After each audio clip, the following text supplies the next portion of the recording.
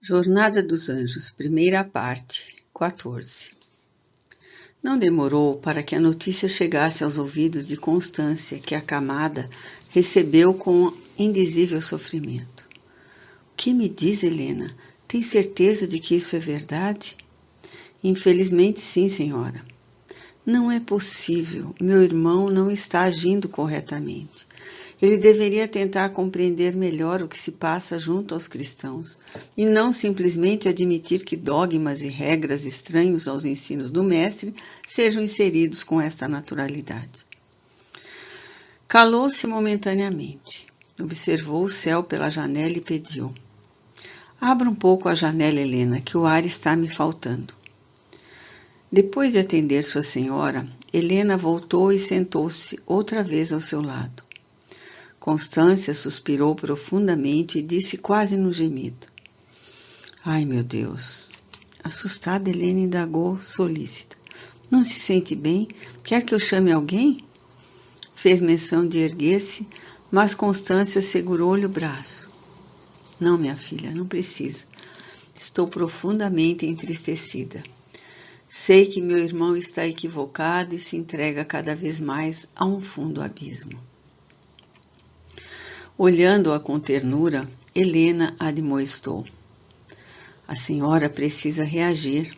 Desde que Licínio partiu, a tristeza instalou-se em seu olhar, em sua voz, em seu coração.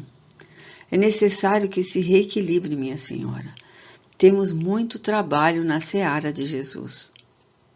Com os olhos rasos de lágrimas, que logo se desciam pela face, ela esboçou ligeiro sorriso, dizendo: "Querida Helena, tem toda a razão.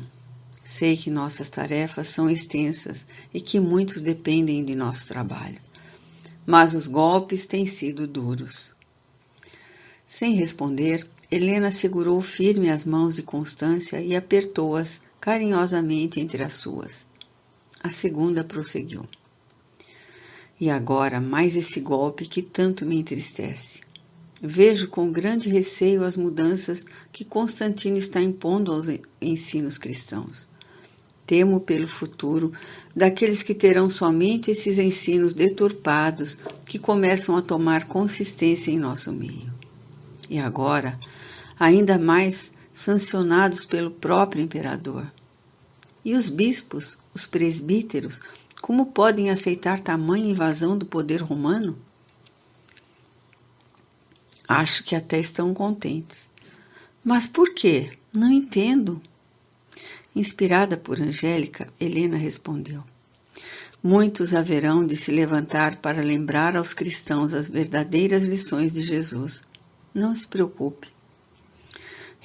Reconhecendo o tom profético das palavras da serva e amiga, Constância indagou: "O que está querendo dizer?" "Que não podemos desanimar."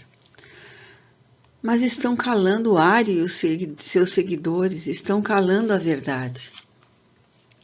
"Não importa, alguns poderão se calar, mas outros se levantarão e a verdade prevalecerá. Temos de confiar em Deus e fazer a nossa parte. A verdade nunca ficará sufocada, por mais que o tentem. Ela prevalecerá." Com o corpo enfraquecido pelos sucessivos golpes emocionais que sofrera, Constância acomodou-se no travesseiro e suspirou, depois de breve pausa: "Ah, minha querida Helena, estou cansada. Sinto-me só. Tenho apenas você e meu filho. Dói-me a saudade de Licínio, assim como me magoam a distância e a indiferença de Constantino. Mais ainda seus desmandos e suas decisões equivocadas com relação ao nosso mestre. Ele age como se quisesse agradar aos cristãos, mas está traindo Jesus, e não sei por que faz isso." Não conseguiu prosseguir. Envolvida pela dor, entregou-se a convulsivo pranto. Helena trouxe-lhe água e avisou: "Vou preparar-lhe um chá para que a senhora se acalme. Não pode continuar a se martirizar assim. Seu corpo está cada vez mais fraco e temo seriamente pela sua saúde. Agora, tente descansar. Eu já volto." Sendo tarde da noite e preocupada com a situação de Constância, a serva logo providenciou a bebida calmante e sugeriu: tente dormir agora. O chá deverá ajudar. Procure descansar.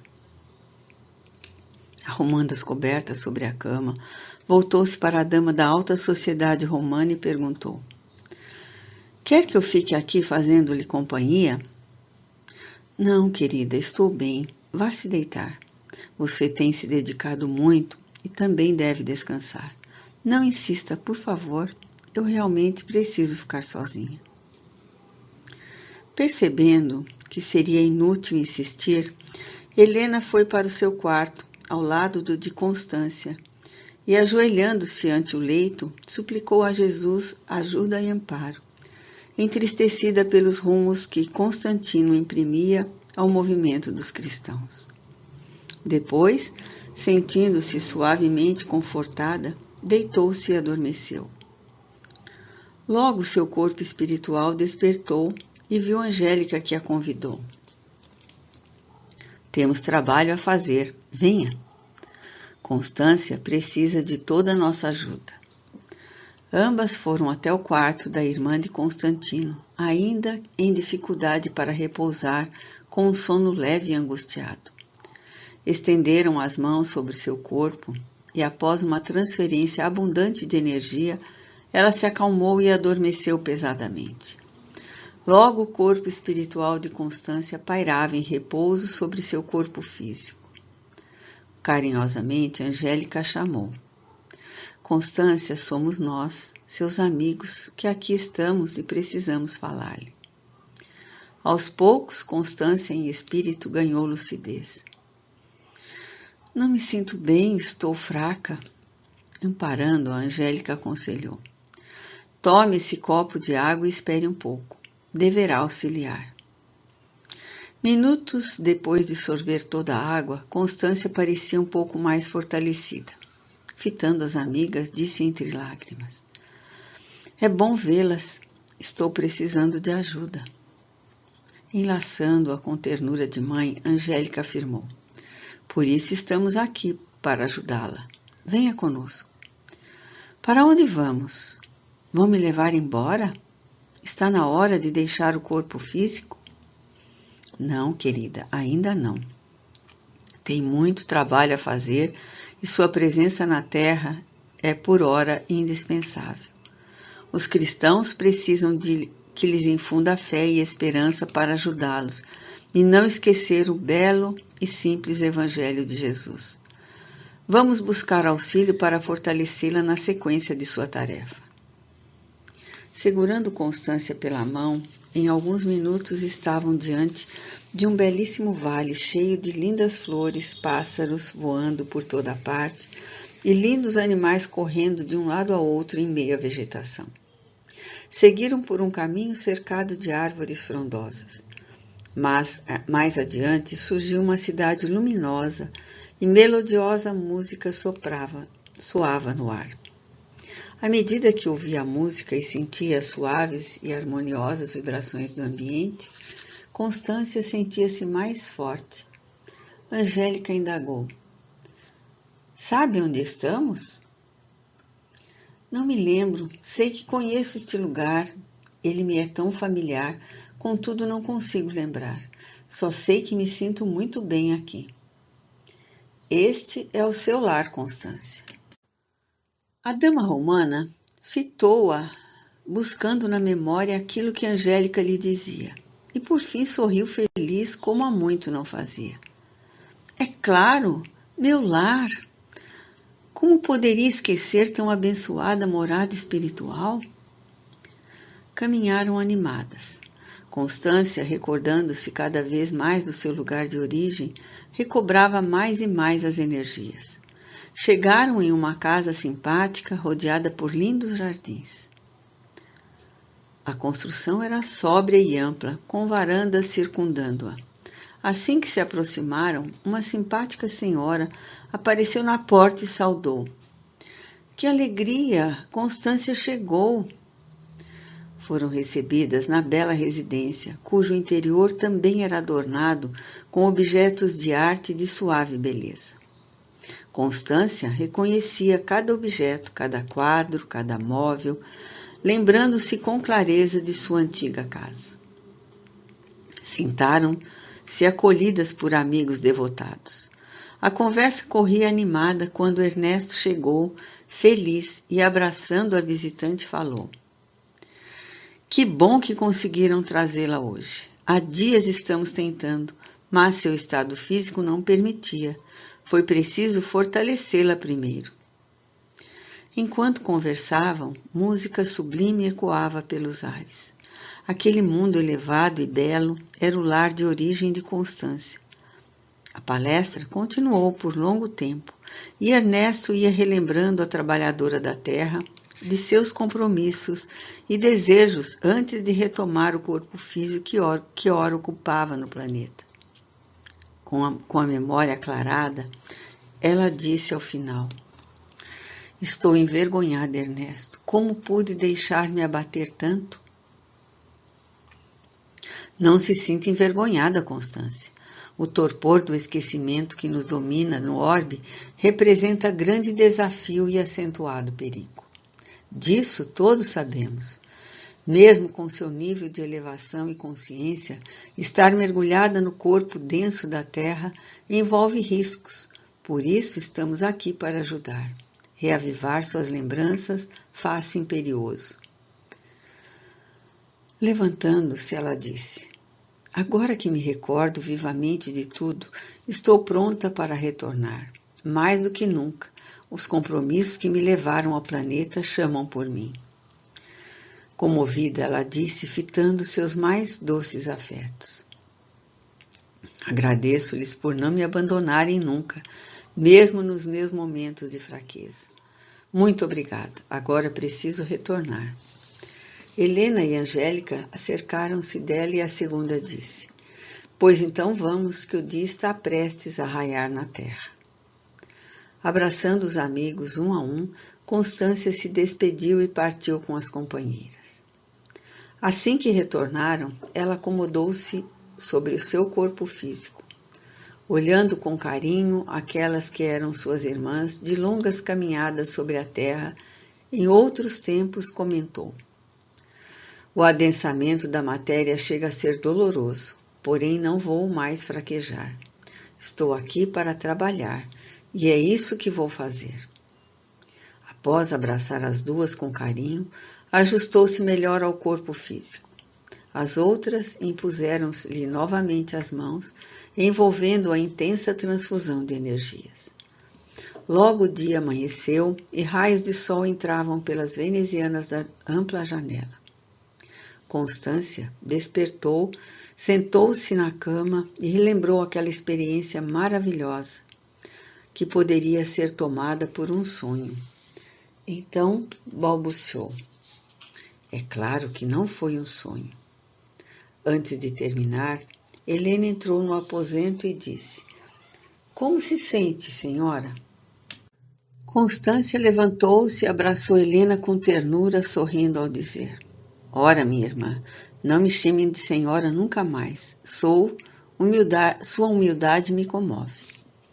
Helena, que também mantinha total lembrança da vivência espiritual que ambas haviam partilhado, sorriu e disse, limpando as lágrimas: "Como Jesus é bom, sempre nos envia ajuda." A partir daí, Constância entregou-se ao trabalho pelo Evangelho de maneira incansável. Esforçou-se por esquecer as próprias dores e inquietações e lançou-se ao serviço em favor dos necessitados. Sua primeira atitude foi procurar alguns amigos mais próximos e propor-lhes: "Não me sinto bem na igreja de Tessalônica. Se isso já não acontecia antes, agora não consigo ficar lá dentro. Não reconheço os ensinos de Jesus nas palavras do bispo. Elas me soam vazias." "Sinto da mesma forma", concordou Helena. "Então vamos começar nossa própria igreja." Olhando-a com estranheza, Juliano indagou: "Será mesmo melhor a fazer, mãe?" Sem titubear, ela prosseguiu: "Sim, meu filho. Além do mais, não posso aceitar o fato de estarmos proibidos de receber as orientações dos nossos irmãos espirituais. Isso é de grande importância para podermos sabermos que decisões tomar nos momentos mais difíceis ou diante de um grande desafio. Mas estamos proibidos. É lamentável e precisamos adotar uma atitude firme. Mãe, você sabe que por ordem de Constantino, qualquer um que ensine de modo diferente dos dogmas definidos em Nicéia poderá pagar até a morte. Vamos confiar em Deus e fazer nossa parte. Se isso tiver de ocorrer, é porque é necessário. Olhando para Helena, perguntou: o que acha, amiga?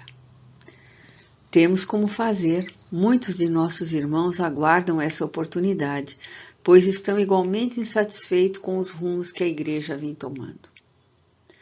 Pois então está decidido. Vou encontrar um bom lugar e aviso a todos. Não quero mais perder tempo. Em uma semana, um pequeno grupo de 12 pessoas chegava para a primeira reunião. Recebidos por Helena, foram se acomodando. Eliseu indagou: onde está a Constância? Ela não vem? Já deve estar chegando e nos traz uma grata surpresa. Que surpresa será essa? Eliseu estava curioso. Eles logo estarão aqui. Eles? Então se trata de uma pessoa? Antes que Helena pudesse responder, Constância apareceu à porta, sorridente, e falou enquanto entrava: que a paz de Jesus envolva a todos. Trouxe uma surpresa. Assim que ela entrou, viu-se no vão da porta a figura suave de Ário, que entrou em seguida e também cumprimentou. Que a paz de Jesus esteja conosco, irmãos. Doces emoções envolveram os presentes. Ário cumprimentou um por um, osculando-lhe as mãos com genuína humildade. Depois sentou-se ao lado de Constância, na frente da sala, diante de todos. Ela ergueu-se e disse: meus irmãos, boa noite. É com muita alegria que estamos aqui nesta noite para iniciar uma nova casa de Jesus. Neste lar nos encontraremos para orar e estudar o Evangelho, bem como compartilhar os desafios da jornada terrena. Vamos também ouvir nossos irmãos espirituais como temos feito desde que Jesus voltou ao seu lar luminoso nas dimensões mais elevadas. E é aqui que receberemos ainda todos aqueles que necessitem de socorro e amparo, sejam de caráter material ou espiritual. Para dar início às nossas modestas atividades, convidamos o Bispo Ário para estar conosco. E ele gentilmente aceitou, e a ele solicitamos então que faça a prece de abertura, dando por iniciada a nossa reunião. O bispo Ário, coberto por suaves luzes que desciam sobre ele e depois se expandiam para todo o grupo, pronunciou fervorosa oração, rogando as bênçãos do mais alto para aquela tarefa que se iniciava na seara de Jesus. A comoção tomou conta de todos. Não tardou e a doce Angélica se materializou entre eles, diante dos olhos dos presentes. Dela emanava intensa luz ao cumprimentar a todos. Meus irmãos amados, nós do plano espiritual estamos felizes pela iniciativa que estão se dedicando. É para nós motivo de grande júbilo. Manter acesa sobre a terra a chama do amor ao próximo, da humildade, da sinceridade de propósitos e do esforço de autoaperfeiçoamento é o caminho para preservarmos a pureza dos ensinos do Evangelho do Mestre. Abracem esse propósito com determinação, pois muitos serão os obstáculos que enfrentarão. Não desanimem, estaremos sempre com vocês. Várias outras entidades espirituais podiam ser vistas pelos presentes, emitindo muita luz, que agora banhava toda a pequena sala onde se abrigava o grupo. Os trabalhadores do espaço, vindos em nome de Jesus, impunham as mãos sobre os encarnados e lhes infundiam energias físicas e perispirituais, enchendo-os de esperança e confiança. Depois foram desaparecendo um a um. Por fim, Angélica se despediu. Permaneçam ligados aos ensinamentos de Jesus, não apenas conversando sobre eles, mas como fiéis servidores do Mestre, seguindo seus exemplos na vida de cada dia. Fiquem em paz. Depois que Angélica desmaterializou-se, Constância e Ário continuavam a vê-la, agora no plano espiritual. Ele fez sinal para que Constância assumisse novamente, mas ela, dominada pela emoção, pediu: "Não posso. Poderia conduzir a reunião de hoje, por favor?" Ário levantou-se e falou, sob forte envolvimento espiritual, das belezas do mundo espiritual evoluído e da maravilha que representava para todos os homens a possibilidade de estar em constante contato com os espíritos para serem por eles orientados e dirigidos. Lembrou ainda que outros tipos de espíritos rondam os homens e que estar com Jesus é sempre fundamental para a defesa contra sua influência. Concluiu a bela explanação lembrando as palavras de Jesus: "Quem não é por nós é contra nós." Sigamos Jesus com todo o nosso coração. Estejamos dispostos a viver seus ensinos e a seguir-lhe os exemplos. Ele estará sempre conosco, conforme prometeu, até a consumação dos séculos. Depois de encerrada a reunião, permaneceram ainda longo tempo em elevada conversação, escutando diário as informações sobre os últimos acontecimentos de Nicéia e a iminente realidade de seu exílio.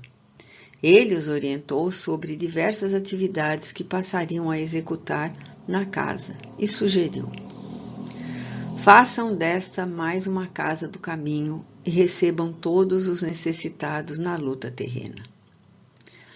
Antes de sair, entregou vários de seus textos a Constância, dizendo: "Eis aqui os pergaminhos que me solicitou.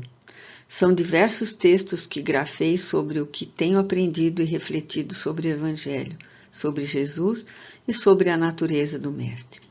Tenham cuidado, pois Constantino proibiu que sejam lidos. Tenho apenas esta cópia e mais uma que está devidamente guardada. Façam bom uso." Segurando os textos com cuidado, Constância respondeu: "Vamos cuidar muito bem, querido amigo.